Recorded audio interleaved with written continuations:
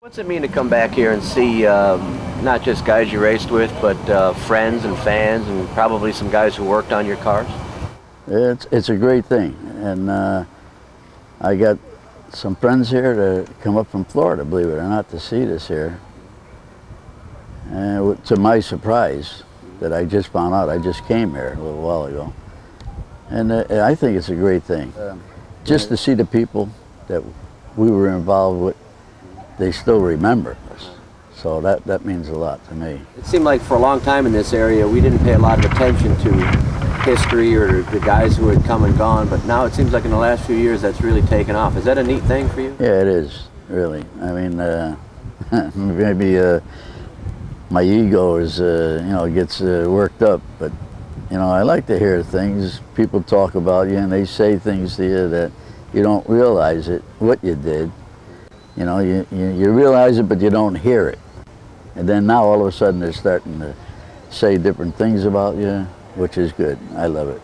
Is it amazing sometimes to stop and think of what not just you, but guys like you meant to so many people on Saturday nights? Yeah, it meant a lot to them. That's like our feeling, Maybe at the time when we were doing it, we didn't feel that way, but now you hear about it, and it brings back old memories, different things that you did. Drivers, they talk about things that happen, and then you laugh about it. Like I used to have run-ins with a lot of drivers, but in the meantime, a lot of those drivers I met off the track, and they got to be my best friends.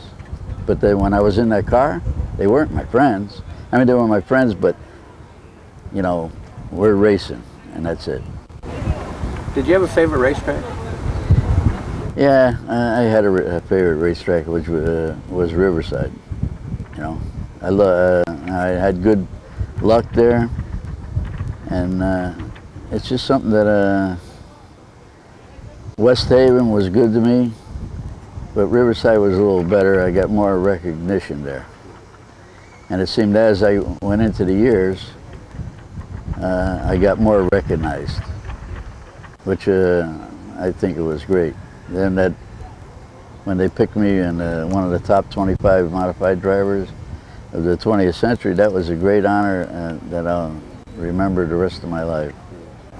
How about being in the near Hall of Fame? I mean, not just at Hall of Fame dinners, but at things like this. You're in pretty select company. Oh, it's great.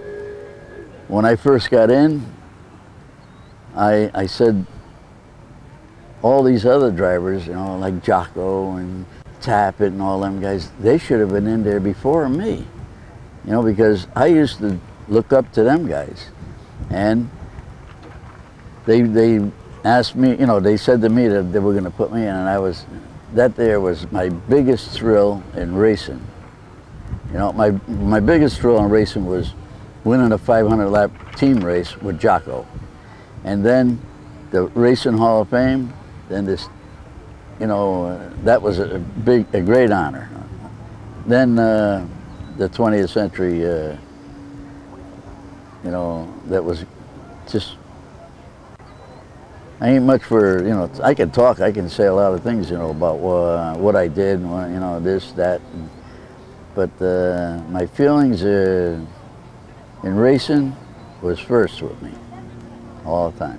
When you pull into a place like this, and you have won a ton of races here, or when you used to go to Riverside when it was still open, what goes through your mind when you turn into the parking lot or when you walk into the pits?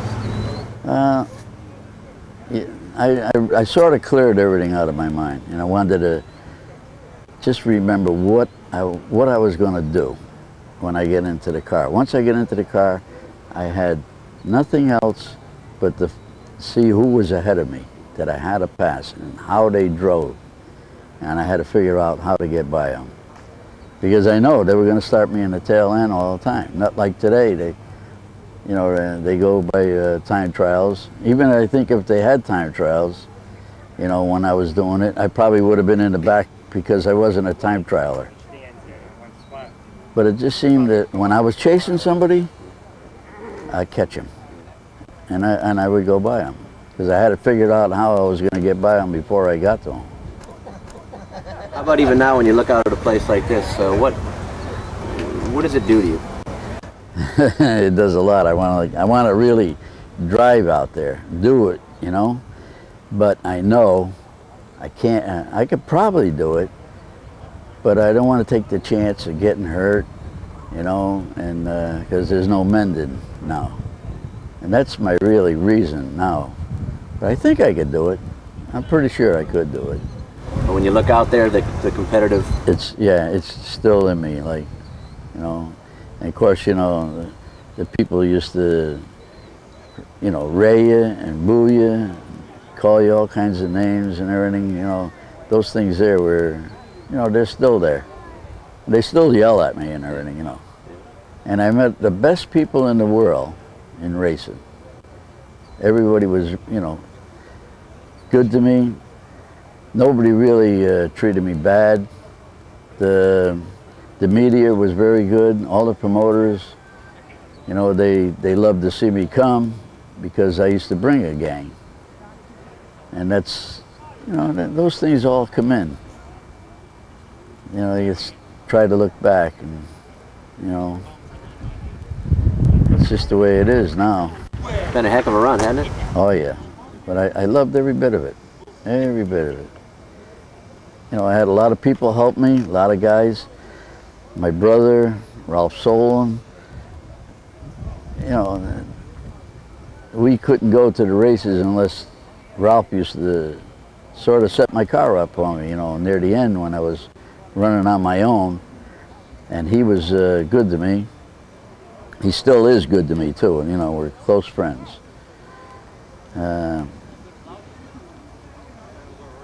brother, he was the best mechanic around. He could touch a car and tell you what was wrong with it. Or he'd look at the car and he'd say, well, you're doing this wrong, you know, you're doing that wrong. But he didn't say what he was going to do. He used to do it. And then later he would tell me, well, how'd that work, you know, and how'd this work? But it worked. Every time I took that car out for him, you know, we did good. He just wanted you to worry about driving. Yeah. That's how we came to that. I don't know if you ever knew about the pink car. That was one of my highlights, one of my good stories too. Go ahead, tell that one. My brother wanted, you know, the car, he said he couldn't see it. He says he couldn't see the car. He wanted to change the color. Now they built a new car. Uh-oh. Now I'm in trouble. This is the greatest troublemaker around. And he's a great driver too. He was a good competitor. Rennie Charlene. You know, that's my, yeah. In front Tell the story about the pink car and then we'll talk. All right. Here's come on.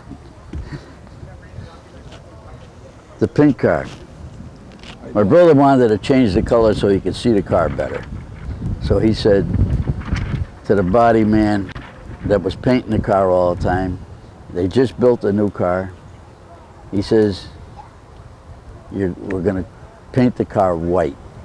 I happened to go in the garage that night and I see the guy mixing the white paint. And I said to him, what are you doing with that white paint? He says, I'm going to paint the car white. I said, no, you're not.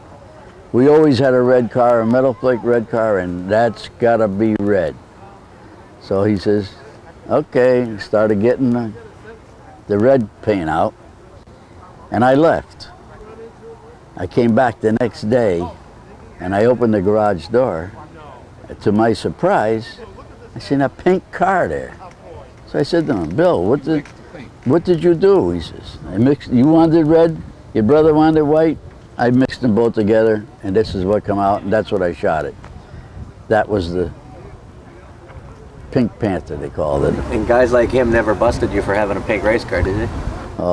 Did they? Oh, I love them. They were ready to, you know, take me out. We had some great times. Rennie Charlene, we were in the All-Star League together, almost every race that we were in together. And that was, you know, a bunch of champion drivers from each track.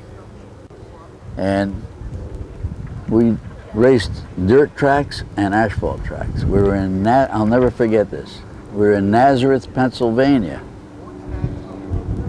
10,000 people there that day.